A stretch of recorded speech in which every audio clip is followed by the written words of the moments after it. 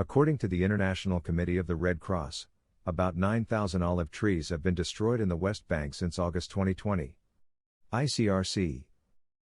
With the olive harvest season starting, the aid organization has urged Israel to provide Palestinians in the occupied West Bank with safe, timely, and adequate access to their olive orchards. For years, the ICRC has observed a seasonal peak in violence by Israeli settlers residing in certain West Bank settlements and outposts against Palestinian farmers and their property in the run-up to the olive harvest season, as well as during the harvest season itself, in October and November, said Els Buff, head of the ICRC's Jerusalem mission. Farmers also face harassment and violence aimed at preventing a successful harvest, as well as destruction of farming equipment and uprooting and burning of olive trees. This is a serious concern that we continue to express to the relevant authorities, she continued. Meanwhile, Wafa news agency claimed that extreme Israeli settlers uprooted 900 olive and apricot plants and stole olive crops in the town of Sebastia in the occupied West Bank city of Nablus yesterday. In Sefer Yada, south of the southern West Bank city of Hebron, settlers also uprooted 70 trees. In the West Bank, Israeli settler violence against Palestinians and their property is common, although occupation authorities rarely intervene. Around 30 settlers attacked a group of Palestinian farmers harvesting their olive trees in the occupied West Bank on Friday, leaving 4 persons with minor injuries, according to Palestinian officials. The attack began when Israeli settlers descended from a nearby settlement, flinging stones and pouring pepper spray at Palestinian olive pickers near the town of Sulfit, according to Wafa, the official Palestinian news agency. The attack was reported on Facebook by the Palestinian Towns Administration. According to the news agency, settlers smashed cars and stole olives, as well as some of the belongings of one of the female pickers, according to local farmer Yusuf Hamouda. 4 Jews were arrested near the settlement of Reach Elam, according to Israeli police, in connection with the theft of goods from a Palestinian lady. Hardline settlers have battled with Israeli troops and destroyed Palestinian property in recent days in what are known as price tag actions, retaliation for perceived Israeli efforts to curtail settlement construction. Numerous Israeli settlers stormed a Bedouin hamlet in the southern West Bank last month, breaking cars and homes and injuring several people, including a Palestinian toddler who was taken to the hospital with brain injuries.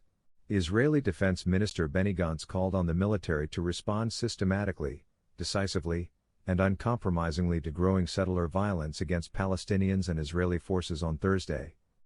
During the autumn harvesting season, settler attacks on Palestinians and their olive gardens are prevalent.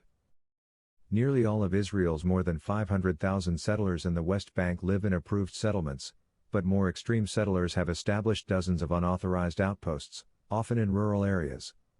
The Israeli army has been cautious to intervene against the extremist settlers, partly due to the risk of deadly clashes. The bulk of the international world considers all settlements to be illegal and peace-breaking.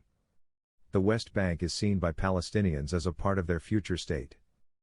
On the other hand, Israel is quietly moving through with controversial settlement projects in and around Jerusalem, avoiding dramatic announcements that may enrage the Biden administration. Critics argue that, while the newest steps are small, they pave the way for substantial development should the political situation shifts.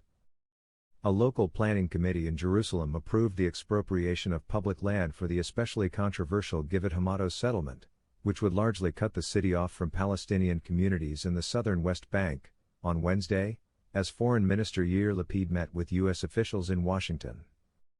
In the current East Jerusalem colony of Pisgat Ziv, the same committee advanced plans for the construction of 470 dwellings.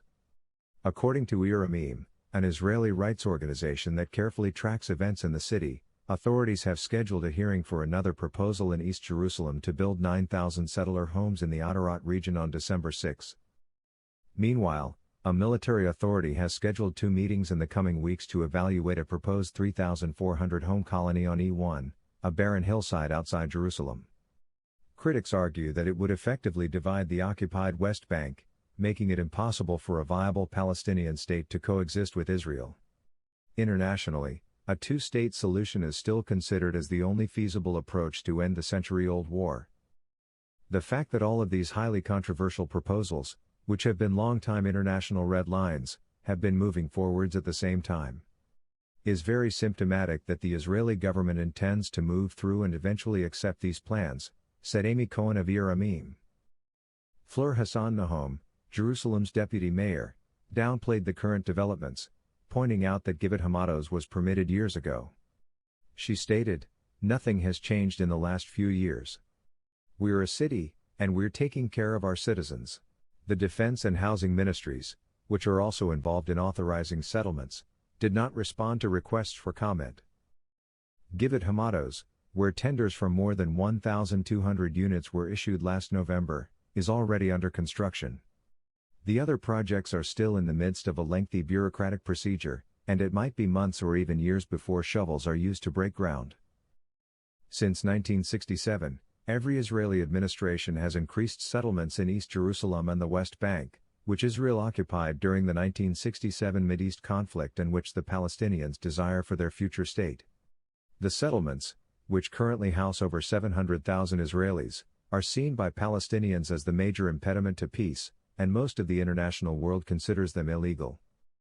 East Jerusalem was annexed by Israel, which considers the entire city to be its capital. It sees the West Bank as the Jewish people's biblical and historical heartland.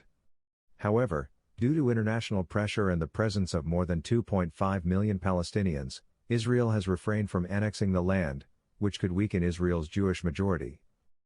Presidents of both parties in the United States opposed the settlements until President Donald Trump defied convention and proposed a Mideast solution in which Israel would keep them all. Settlements have exploded in popularity during the Trump administration, and Trump's Secretary of State, Mike Pompeo, defied custom by visiting one last year. Pompeo, a potential Republican presidential candidate in 2024, returned to Israel this week and paid another visit to a settlement to show his support. The administration of President Joe Biden has denounced settlement construction as a barrier to resuming the long-stalled peace process, but has not demanded a halt.